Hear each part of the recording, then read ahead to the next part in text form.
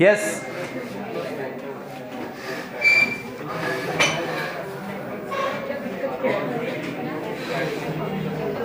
बच्चों, अब हम रिवीजन करेंगे चैप्टर 2 एंड 3 का। 2 एंड 3 इसमें हम इंडिया की जर्नी देखेंगे 1950 से लेकर 1990 तक। चैप्टर 1 में हम लोगों ने बात करी 1947 में जब इंडिया आजाद हुआ उस समय इंडियन इकोनॉमी की हालत कैसी थी। अलग अलग सेक्टर में हम लोगों ने देखा। एग्रीकल्चर में हम कैसे थे, किस पे आ गए थे एग्रीकल्चर में। अब बेटा आवाज आए बाहर भेज दूंगा, बहुत देर से देख रहा हूं।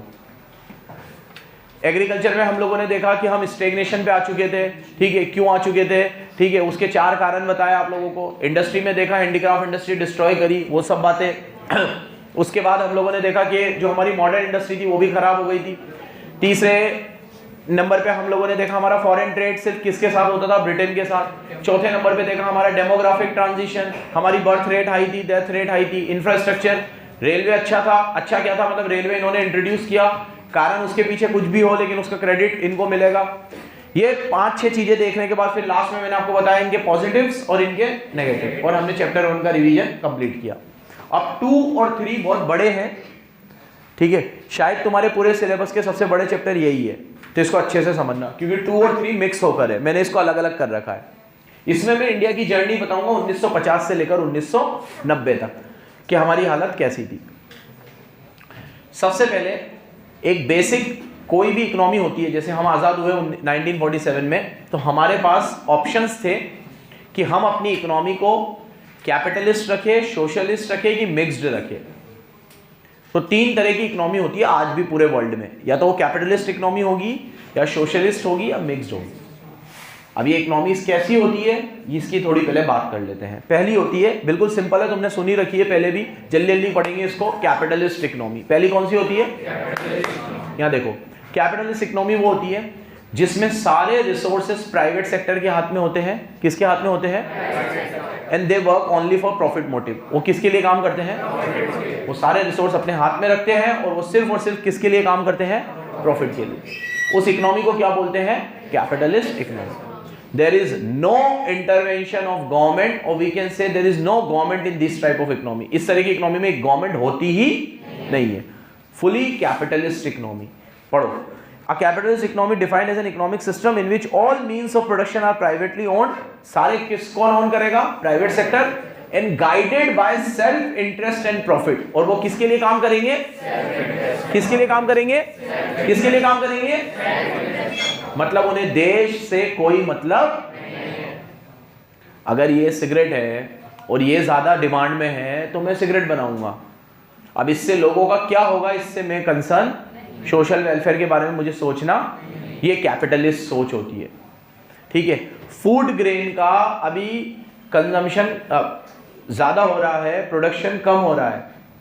अभी फूड ग्रेन बहुत ज्यादा शॉर्टेज में है, तो मुझे ज्यादा से ज्यादा फूड ग्रेन बनाना चाहिए। कंजम्पशन ज्यादा है, प्रोडक्शन कम है, लेकिन फूड ग्रेन में प्रॉफिट नहीं है, तो मैं नहीं बना रहा फूड ग्रेन। मैं तो पहले क्या बनाऊंगा, कपड़े बनाऊंगा, कपड़े में प्रॉफिट है। ये होता है सेल्फ इंटरेस्ट। हमें इकोनॉमी की नीड और लोगों की नीड से मतलब ही नहीं है। ये माइंडसेट कैसा माइंडसेट होता है, कैपिटलिज्म। कैसा होता है ये, कैपिटलिज्म, ठीक है। मैंने तुम्हें बताया था इसके दाता कौन थे, किसने दिया था कैपिटलिज्म, एडम स्मिथ, ठीक है। किसने दिया था, एडम स्मिथ। उसके बाद आते हैं कार्ल मार्क्स, और वो सोशलिस्ट इकोनॉमी के मुरीद थे, वो कैपिटलिज्म के खिलाफ थे। हालांकि एडम स्मिथ ने कैपिटलिज्म का मॉडल क्यों दिया था ये भी थोड़ा समझ लो। एडम स्मिथ का ये मानना नहीं था कि लोगों को निचोड़ो, बहुत बड़ी पर्सनैलिटी थे, वो ये नहीं मानते थे कि भैया प्रॉफिट के लिए काम करो, बढ़िया है, अपना सोचो, बाहर में जाए जनता, ठीक है, कोई मतलब ऐसी सोच नहीं थी उनकी। उनकी सोच क्या थी मैं बताता हूँ, एक एग्जांपल से समझाता हूँ। आज अगर मान लो मैं पढ़ा रहा हूँ, ठीक है, और मैं अपने हिसाब से फीस चार्ज कर रहा हूँ। अब मेरे को देखते हुए इसने भी पढ़ाना स्टार्ट कर दिया और इसने मेरे से बेहतर सर्विस दी, तो बच्चे इसकी तरफ चले गए। गवर्नमेंट नहीं है बीच में। अब मुझे अपने बच्चे खींचने थे तो मैंने सर्विसेज और सुधार दी, तो बच्चे मेरी तरफ आ गए। कंपटीशन हो रहा है, इसकी भी सेल हो रही है, मेरी भी सेल हो रही है, और लोगों को भी अच्छा प्रोडक्ट मिल रहा है। तो एडम स्मिथ ये कहते थे कि इकोनॉमी को फ्री छोड़ देना चाहिए। इकोनॉमी को फ्री छोड़ने में कंज्यूमर को भी बेहतर सुविधाएं मिलेंगी, आपको प्रोड्यूसर को भी अच्छा प्रॉफिट होगा। लेकिन इतना ज्यादा फ्री छोड़ देंगे तो हम लोग प्रॉफिट के लिए काम करते रहेंगे, और उससे फिर एक समय ऐसा भी आएगा जब प्रोडक्ट का क्वालिटी खराब हो जाएगा और बहुत सारे कॉन्सिक्वेंसेस होंगे। तो वो चीज एडम स्मिथ को नहीं पता थी जो उनके जाने के बाद आई, कि पूरी तरीके से जब कैपिटलिस्ट इकोनॉमी होती है तो क्या नुकसान होते हैं। तो एडम स्मिथ एडमायरर थे कैपिटलिज्म के, बट वो इस चीज के एडमायरर नहीं थे कि कैपिटलिज्म में गरीब लोगों को कुचला जाए, उनकी वेल्थ खत्म हो जाए, कुछ चंद इंडस्ट्रियलिस्ट ही पूरे देश पे राज करें, ये उनकी सोच नहीं थी। लेकिन वो एडमायरर किसके थे? कैपिटलिज्म के। इस सेंस में एडमायरर थे कि गवर्नमेंट इंटरफेयर ना करे, कैपिटलिज्म मॉडल में बिजनेसमैन अपने हिसाब से काम करें, उन्हें फ्री हैंड दो, वो अपने आप बेहतर ही देगा आपको, क्योंकि कंपटीशन से हमेशा आपका बेस्ट निकल कर आता है। एग्री करते हो इस बात से? कंपटीशन होने से आपका बेस्ट निकल कर आता है। आप बार बार टेस्ट देते हो, जब एक दूसरे को देखते हो, ठीक है, तो उससे कहीं ना कहीं आप लोग इंस्पायर तो होते ही हो, यार इसके इतने आए थे, इससे और मेरे में बहुत ज्यादा फर्क नहीं है, तो मेरे भी इतने आ सकते थे, ठीक है, और वो आते भी है, ठीक है। तो कंपटीशन हमेशा आपके अंदर बेस्ट निकालेगा, तो वो कैपिटलिज्म में होता है। अब पढ़ो इसके फीचर्स क्या है। पहला, प्राइवेट ओनरशिप, प्रॉपर्टी किसके पास रहेगी? प्राइवेट सेक्टर के पास। दूसरा, यहां पे सारी चीजें प्राइस मैकेनिज्म से चलती है। पहला तो इसमें क्या रहेगा? Private ownership. क्या रहेगा? यहां पे सब चीजें प्राइस मैकेनिज्म से चलती है। किससे चलती है? ये याद रखना, ऑब्जेक्टिव में आ सकता है। प्राइस मैकेनिज्म मतलब सब चीज डिमांड सप्लाई फोर्सेस से चलेगी। किससे चलेगी? आप किसी चीज की डिमांड बढ़ाओगे, मैं प्राइस बढ़ा दूंगा, किसी चीज की डिमांड कम कर दोगे, मैं प्राइस कम कर दूंगा। मेरे पास किसी चीज की सप्लाई ज्यादा है, मैं प्राइस कम कर दूंगा क्योंकि सप्लाई ज्यादा है, जल्दी बेचना है। और मेरे पास किसी चीज की सप्लाई कम है, मैं प्राइस बढ़ा दूंगा क्योंकि मेरे पास सप्लाई कम है और सामने डिमांड ज्यादा है, तो मैं उसका फायदा उठाने के लिए प्राइस बढ़ा दूंगा।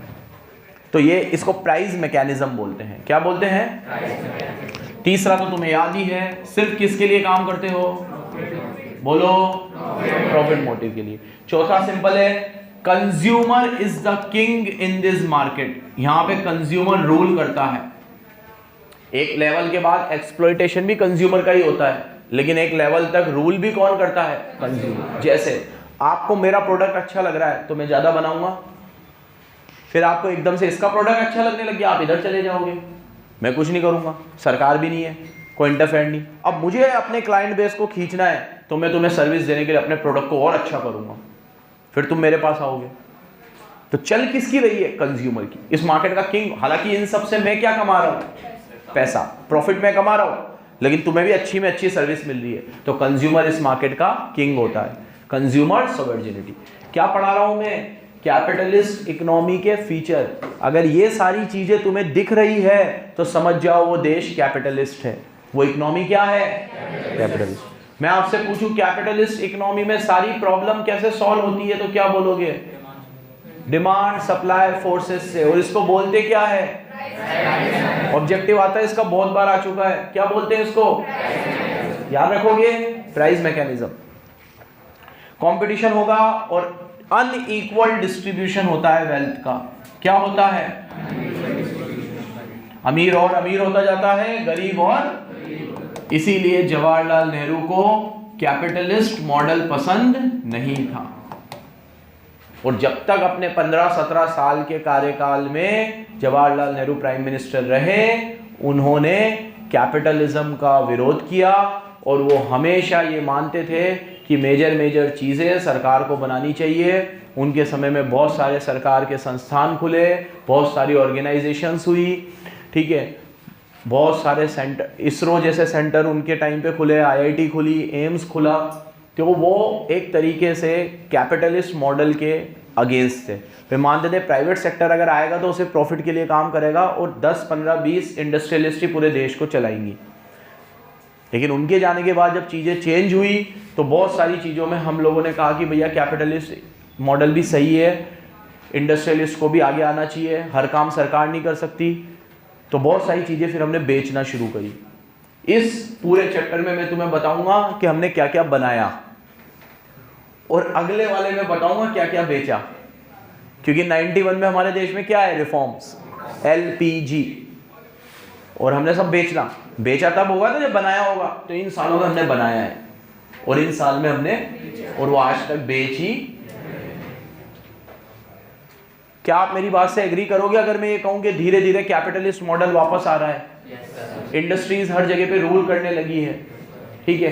कुछ नाम नहीं लूंगा मैं, लेकिन कुछ बड़े बड़े कॉर्पोरेट हाउसेस हर जगह दिख रहे हैं आपको, फूड में, ठीक है, कपड़े में, स्टील में, पेट्रोल में, ऑयल में, हर छोटी बड़ी चीजों में कुछ इंडस्ट्रीज, कुछ चुनिंदा नाम है और वही आगे है।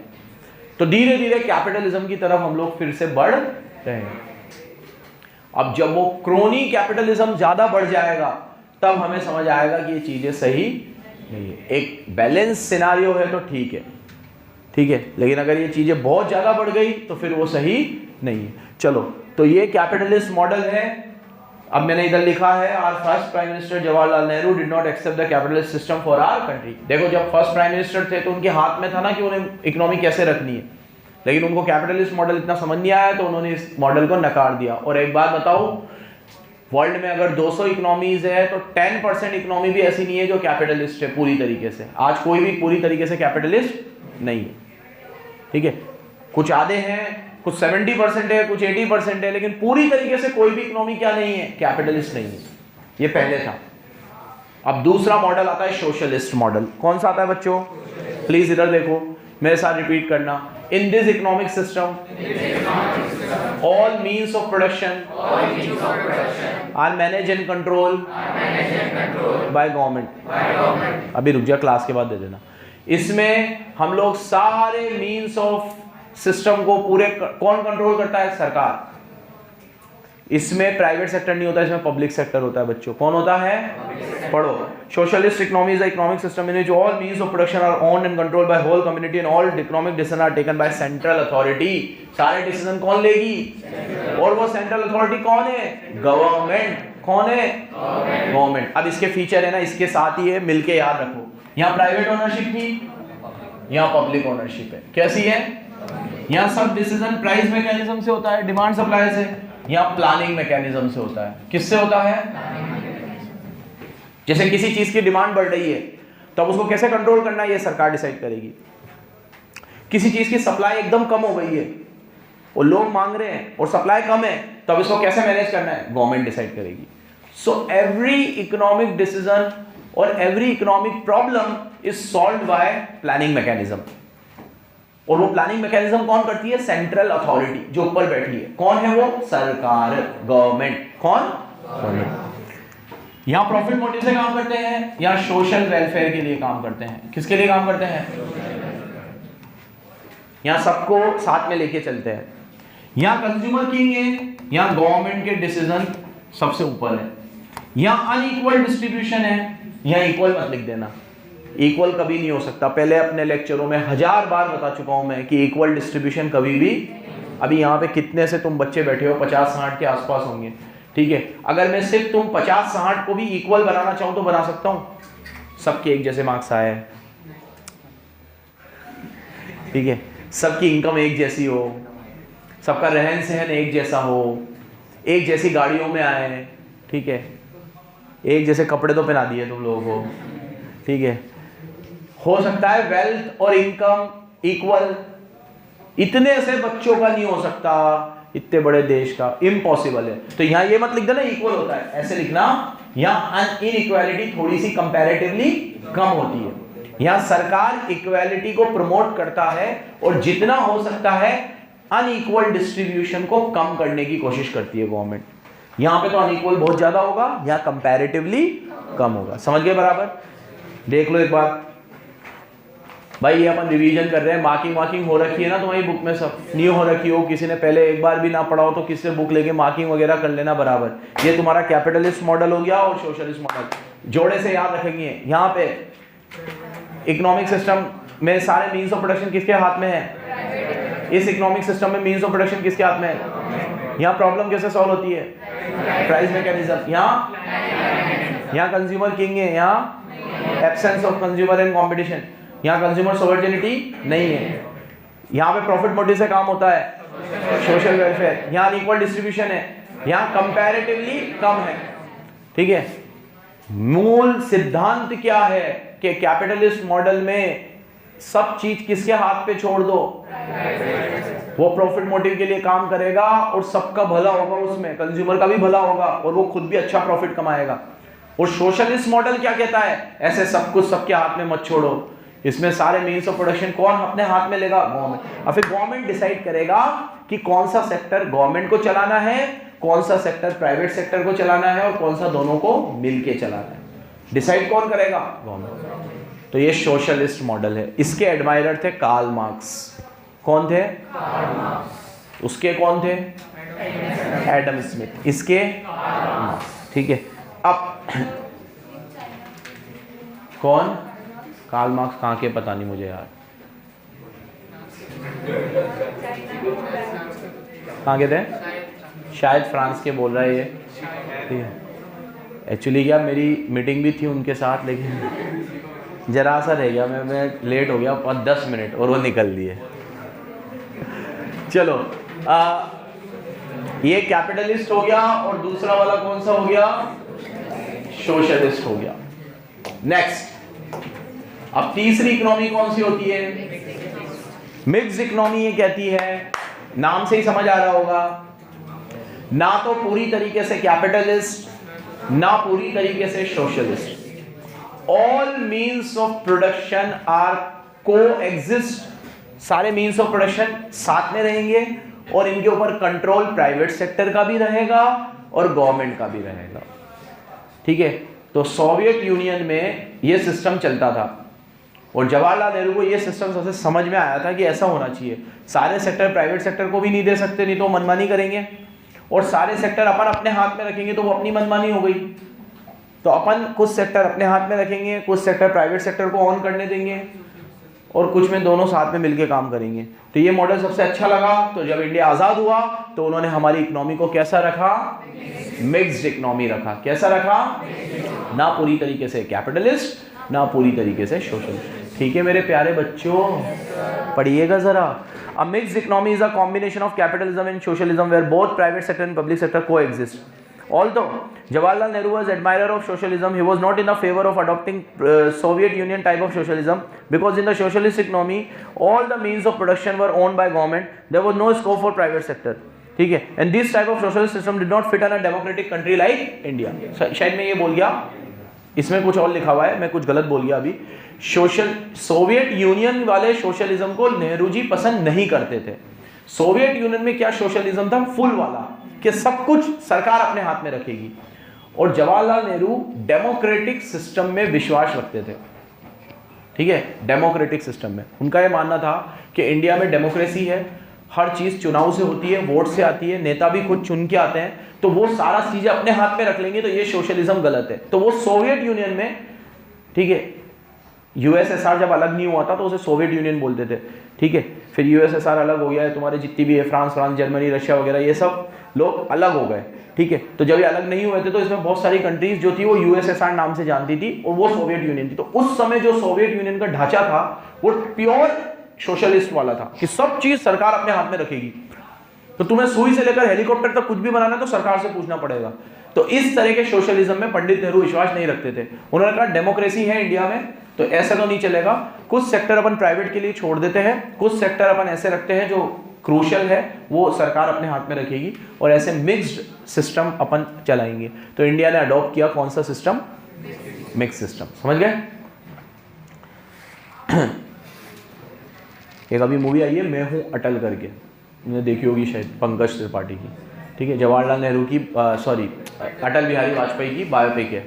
ठीक है, उसमें एक सीन आता है जो बहुत फेमस है। अटल बिहारी वाजपेयी ने एक बार पार्लियामेंट में कही थी ये बात कि नेहरू जी से जब मेरी चर्चा होती थी, डिबेट होती थी पार्लियामेंट में, तब मैं बहुत यंग था। ठीक है, मतलब अटल बिहारी वाजपेयी जी बहुत यंग थे उस समय, नेहरू जी पीएम थे, तो वो अपोजिशन में बैठते थे। तो अटल बिहारी वाजपेयी उनको चर्चा वगैरह होती थी, डिबेट वगैरह होती थी, तो बहुत तीखे सवाल पूछते थे उनसे। ठीक है, किससे, जवाहरलाल नेहरू से। तो नेहरू जी उस समय वो सवाल का जवाब देते थे और उसके बाद उन्होंने कहा कि एक बार वो मुझे बैंकेट हॉल में मिले और उन्होंने मुझे कहा कि अटल, आज सुबह तो क्या ज़बरदस्त चर्चा करी है तुमने, ठीक है, क्या सवाल पूछे, मज़ा आ गया। फिर उन्होंने ये कहा कि इस तरह की डेमोक्रेसी में वो विश्वास रखते थे कि आजकल किसी के साथ कोई डिबेट हो जाए, ठीक है, तो आज पार्लियामेंट में क्या हालत होती है, ये जो दो पार्टी के नेता एक दूसरे की शक्ल देखना पसंद नहीं करते, इन्होंने मतलब आन बान शान की लड़ाई बना ली है अब के, बिल्कुल WWE है, ठीक है। तो उनका जो नेचर था वो अलग तरह का था। उनका ये एक डेलीगेशन उन्हें अमेरिका भेजना था किसी काम के लिए, तो याद है उन्होंने उस डेलीगेशन में किसको भेजा, अटल बिहारी वाजपेयी को। वो अपोजिशन पार्टी में थे, लेकिन वहाँ पे कुछ काम था, कुछ ऐसी चीज़ें थी जो करनी थी, उनको लगा इस चीज़ में अटल फिट बैठेगा और ये बहुत अच्छी डिबेट करेगा वहाँ, तो उन्होंने अमेरिका के डेलीगेशन भेजी, जो गवर्नमेंट से डेलीगेशन जाती, गवर्नमेंट ऑफ इंडिया की डेलीगेशन, और उसमें रूलिंग पार्टी के नेता नहीं और अपोजिशन पार्टी के नेता को, अटल बिहारी वाजपेयी जी को उन्होंने वहाँ भेजा कि आप डिबेट करके आओ, यहाँ पे इंडिया का पक्ष रखो, ठीक है। इतने बड़े कद के नेता थे जवाहरलाल नेहरू, ठीक है। चलो वापस इधर आ जाते हैं। तो इनका जो बिलीव था वो किस में था कि इकोनॉमी कैसी होनी चाहिए, मिक्स्ड होनी चाहिए। कैसी होनी चाहिए बच्चों, मिक्स्ड होनी चाहिए, ठीक है। Therefore, Indian economy is a mixed economy where a strong public sector coexists with private sector. जहां पब्लिक सेक्टर भी होना चाहिए और प्राइवेट सेक्टर भी होना चाहिए। यहाँ पे जो भी in this economic system the market and the government together answer the three of the question. यहाँ पे अगर कोई भी प्रॉब्लम अराइज होगी, what to produce, how to produce, whom to produce, वो तीनों प्रॉब्लम के सॉल्यूशन दोनों जगह से आएंगे, प्राइस मैकेनिज्म से भी आएंगे और प्लानिंग मैकेनिज्म से भी आएंगे। पब्लिक सेक्टर भी प्रॉब्लम्स को सॉल्व करेगी और प्राइवेट सेक्टर भी प्रॉब्लम को सॉल्व करेगी, दोनों सेक्टर मिलकर काम करेंगे। समझ गए बच्चों? ये हमारा एक टॉपिक का रिवीजन कंप्लीट हुआ, capitalist economy, socialist economy, mixed economy. आगे बढ़े नेक्स्ट।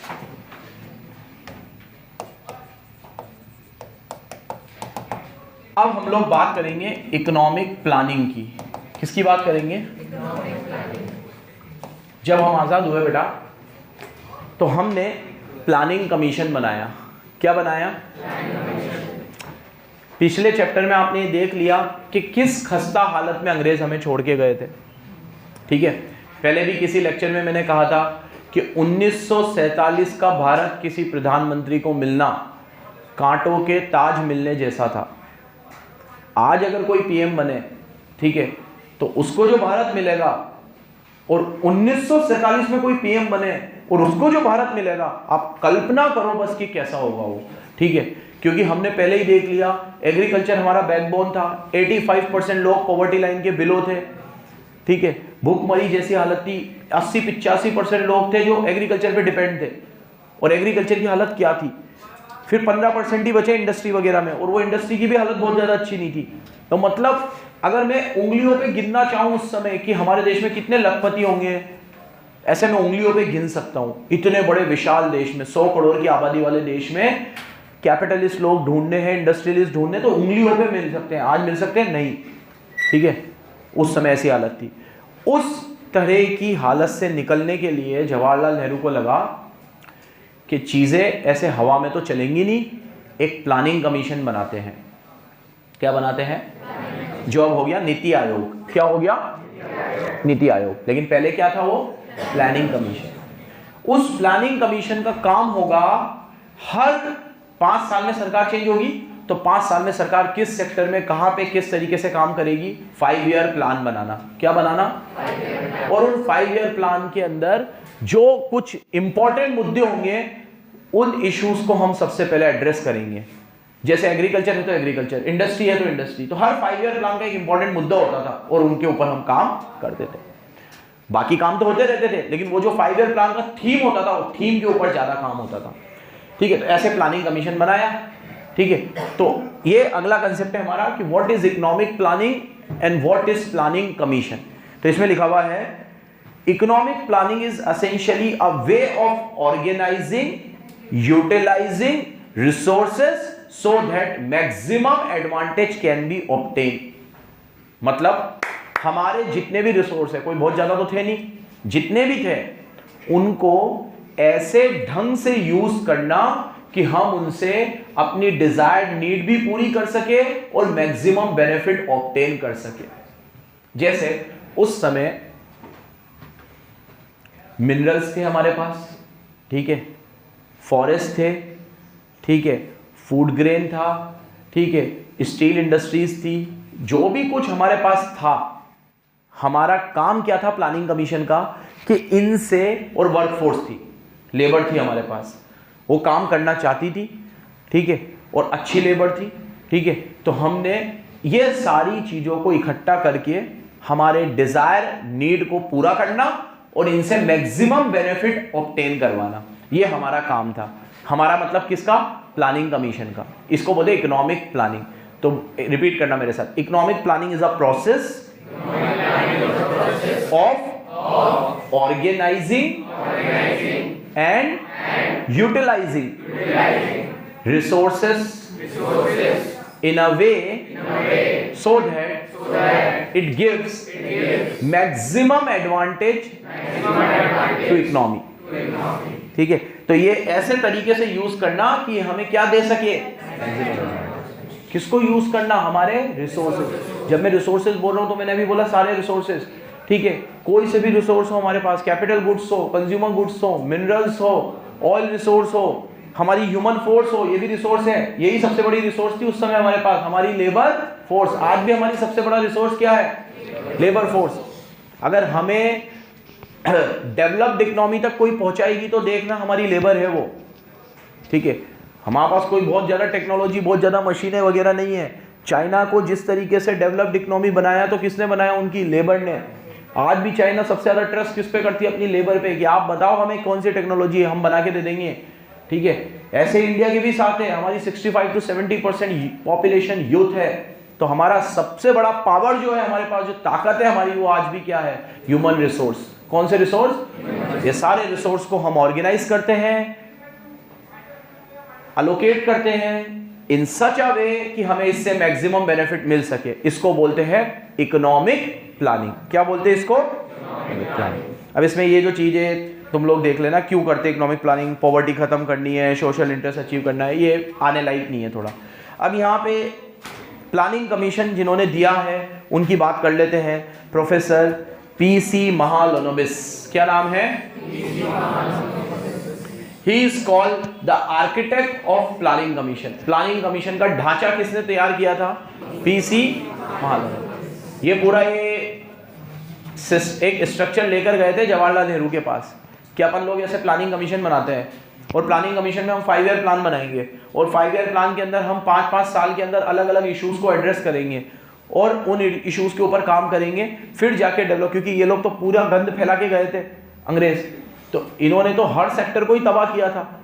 अब देखो, जब सब चीजें मैसअप होती है ना, तो तुम भी समझते हो कि जब चीजें मैसअप होती है तो प्लानिंग से उसे सही करते हैं, नहीं तो फिर हम एक करने जाएंगे, दूसरा और बिखरेगा, तीसरा और बिखरेगा। तो हमने क्या तरीके से सिस्टम के साथ एक एक करके सेक्टर उठाया। पहले 20 साल हमने सिर्फ एग्रीकल्चर पे काम किया, ग्रीन रेवोल्यूशन लेकर आए, ये सब करा, इंडस्ट्री का उस समय ग्रोथ उतना नहीं हुआ।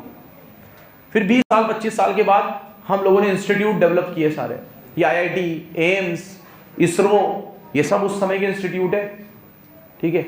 अब उस समय पे अगर किसी की सोच ऐसी होगी कि भाई हमें इंजीनियरिंग करवानी है, IIT करवाना है, एम्स में डॉक्टर बनाने हैं, जिस समय भूखमरी की हालत थी, ठीक है, तो उस समय सारे रिसोर्स खुले, इसरो उस समय आया, ठीक है, तो वो, और आज हमने चंद्रयान 3 अचीव किया।